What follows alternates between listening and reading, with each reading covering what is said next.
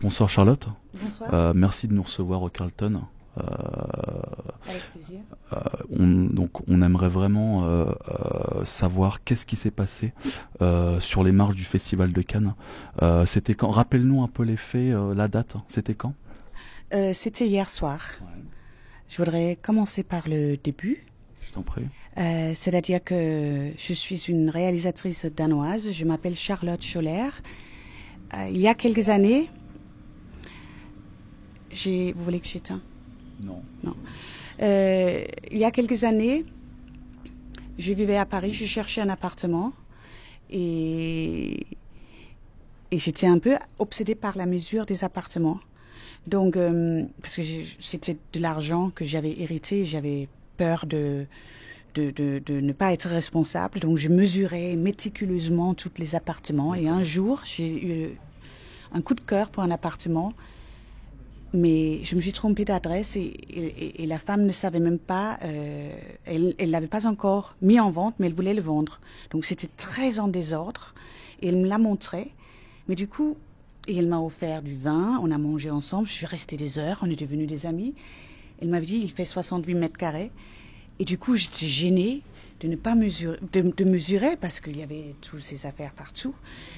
Mais j'étais tellement obsédée par la mesure que j'ai calculé des nuits et j'ai décidé que si je pouvais mesurer la maison de l'extérieur, je pouvais déduire comment on dit, La superficie. la superficie de l'appartement. Mhm. Et je me dis, mais si elle sort pendant que je mesure, ça va faire étrange, c'est une petite copropriété. Et je me suis dit, mais si je me mettais en burqa, je pensais que ça s'appelait une burqa. C'est pas une burqa, c'est une niqab et une abaya. Et j'ai donc fait ça sans... Excuse-moi, Charlotte. Oui. Donc une burqa, c'est bien un voile qui ne recouvre pas tout en fait. Contrairement au niqab, c'est bien ça? Maintenant, je ne suis pas une autorité, mais le burqa, c'est ce qu'on porte en Afghanistan.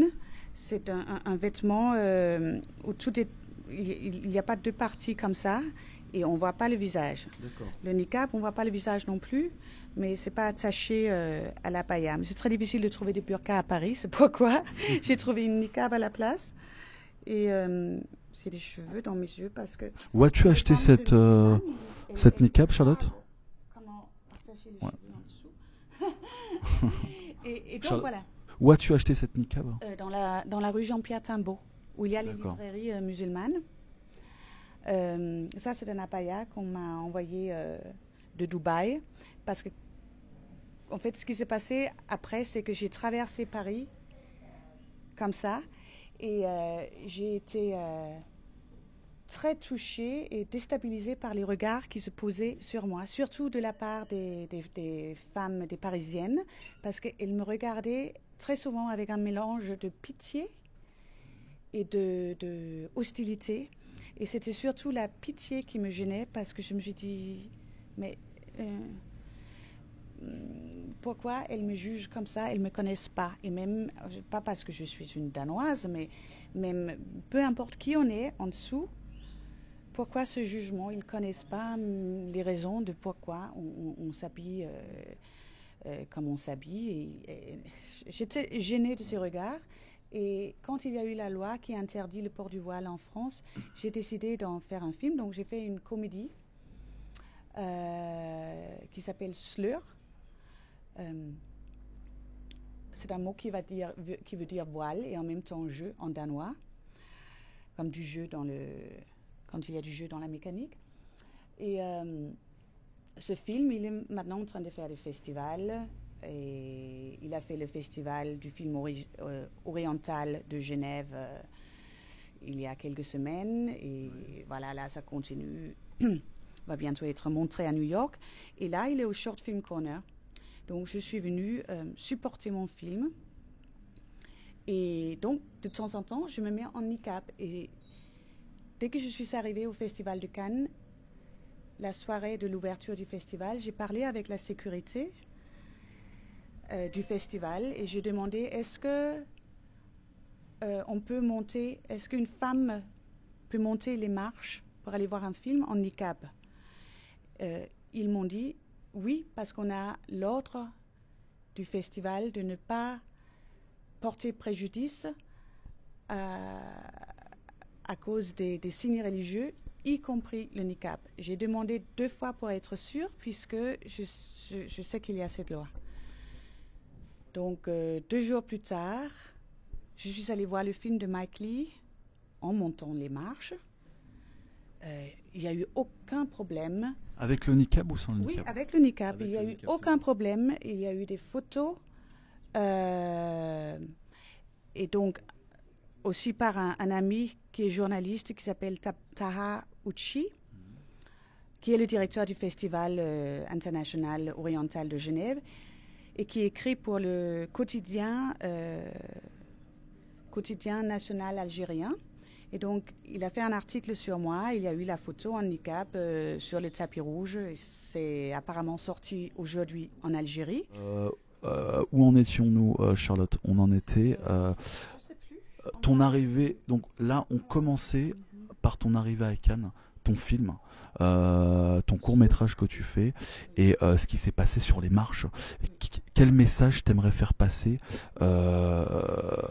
parce que c'est vraiment pas normal de porter le niqab et que des gens te refusent en haut des marches.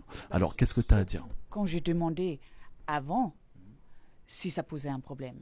Je sais qu'il y a une loi, mais comme j'ai posé la question et que ça n'a pas posé de problème le jour avant, j'ai un peu de mal à comprendre. Moi, si j'ai un message, c'est la tolérance et la capacité à se mettre à la place de l'autre et à accepter l'autre.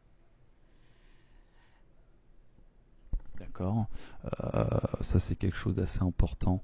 Si je peux ajouter quelque chose, c'est Dis-moi. important dans une société, dans toute société, qu'il y a une marge grise et qu'il n'y a pas une ligne droite entre ce qui est autorisé et ce qui n'est pas autorisé. Toute société, pour ne pas tomber dans la comment on dit ça en français, dans un système totalitaire, a besoin d'une marge grise.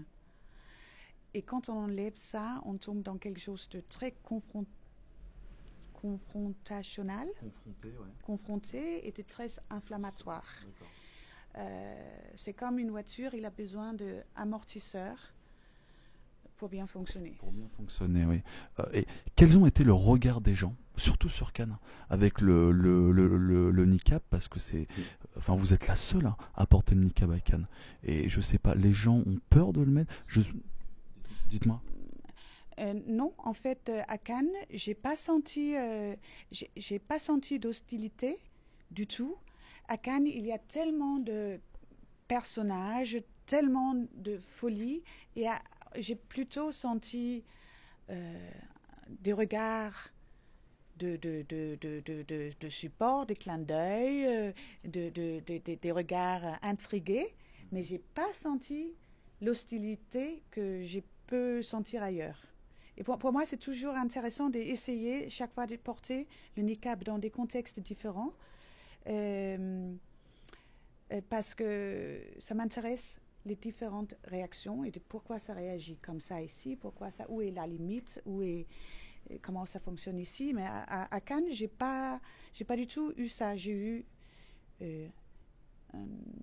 des regards intrigués, bienveillants. Sauf hier. Sur la montée. Sur la montée des marches. Donc voilà, donc là on en vient.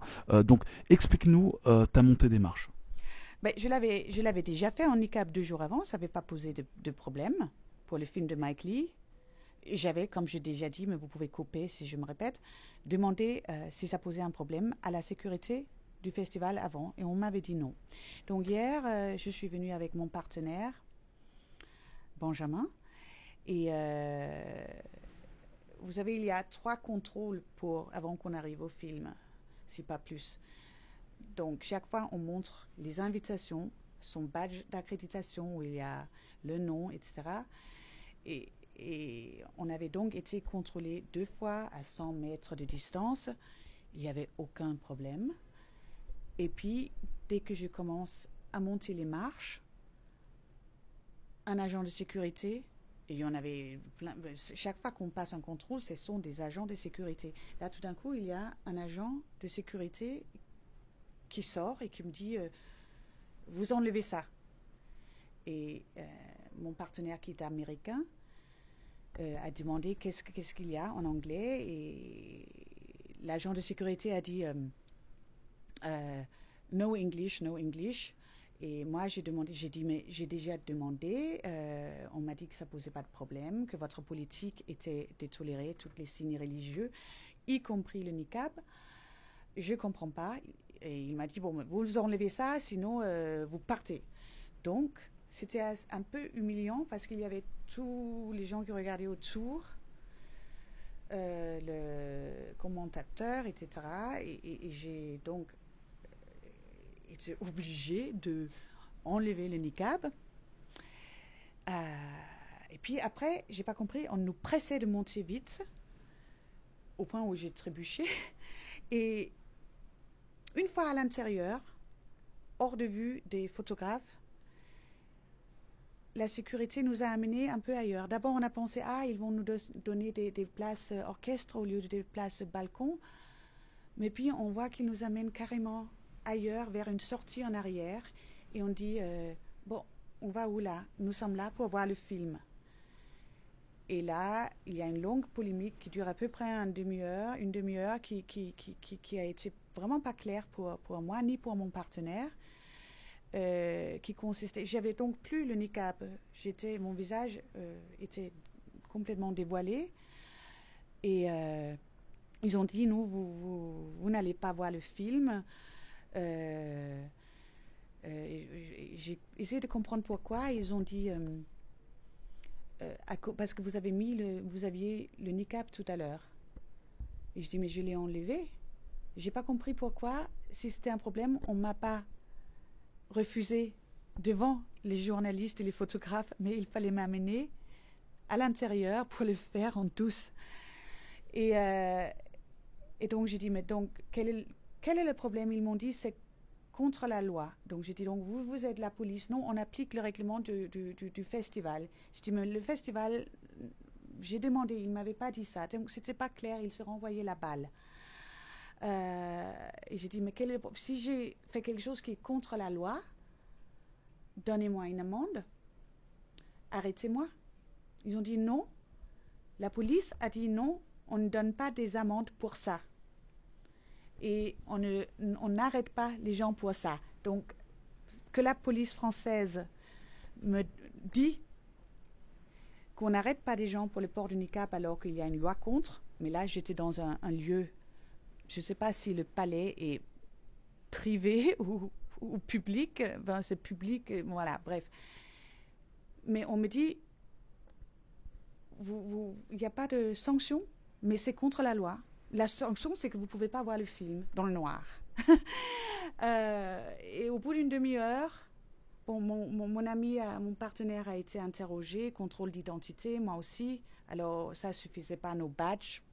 Alors que pour avoir le badge, il faut d'abord depuis New York envoyer le scan de nos passeports. Après, pour récupérer l'accréditation, il faut encore montrer le passeport. Mais ça ne suffisait pas. Ils ont menacé de l'arrêter et de l'amener au poste. Au bout d'une demi-heure, le film avait bien commencé. On s'est dit, bon, c'est bon. On part. On a loupé déjà le début du film. Et j'ai demandé, est-ce que pour repartir, j'avais bien vu qu'ils avaient bloqué la porte devant, donc de toute façon on allait sortir par derrière, est-ce que je peux remettre le niqab? Et la police m'a dit, oui, il n'y a pas de problème. Donc je suis sortie du palais et j'ai fait, 1 kilomètre depuis le palais jusqu'au Carlton. Avec le niqab, j'ai croisé plein de gendarmes et il n'y avait aucun problème. Donc, je ne comprends pas cette loi. Donc, dis-moi. Je porte le niqab parce que vous me l'avez demandé. Et parce que voilà, ce qui est arrivé à cause de ça. Moi, je peux du montrer niqab, mon ouais. visage, ça me pose pas de problème. Donc après, tu pourras nous montrer ton visage, Charlotte, après. D'accord. Nous, on a voulu t'interviewer, Charlotte, parce que nous filmons les dessous de Cannes. Voilà. Donc, il y a les bons côtés, il y a les mauvais côtés, et c'est une excellente festival. J'ai aussi lu comment on dit ça, je suis language confused parce que j'ai parlé tellement de langues différentes depuis que je suis là. Le Thierry Frémont, c'est ça? Ouais. Oui. Dans son texte qui dit le but de Cannes, il y a marqué la tolérance, place à la diversité, etc., etc. Et j'aime beaucoup qu'il ait dit ça. Et je suis tout à fait d'accord. Et j'aime beaucoup le festival de Cannes à cause de cette place pour la diversité. Maintenant, j'aimerais bien que les choses se clarifient un peu sur pourquoi m'arrêter là et pas avant, etc. Ça, j'ai pas compris. Donc là, on va vous demander un dernier mot. Une conclusion par rapport à cette interview. Qu'est-ce que vous avez à dire en finalité, Charlotte? J'ai à dire que c'est ce qui me vient de mon cœur, c'est-à-dire que je me suis sentie extrêmement humiliée quand on m'a demandé, avec cette autorité-là, d'enlever le niqab. Si on m'avait pris de côté, on m'avait dit excusez-nous, mais est-ce que vous pouvez enlever votre niqab parce que ça pose un problème? Ou si on m'avait dit l'idéal serait l'idéal avait été qu'on m'aurait dit ça plus tôt, puisqu'il y avait plein d'autres moments que là. Mais là, c'était vraiment comme si il fallait appliquer une autorité et montrer à cette femme-là, devant tout le monde, que le niqab, c'est interdit. Et ça m'a vraiment, ça m'a touchée beaucoup. Ma conclusion, c'est que il faut continuer à se battre pour la diversité. D'accord. Merci, Charlotte. Maintenant, j'aimerais bien voir ton visage. Là, c'est moins humiliant parce que tu me le demandes gentiment. C'est vrai. S'il te plaît.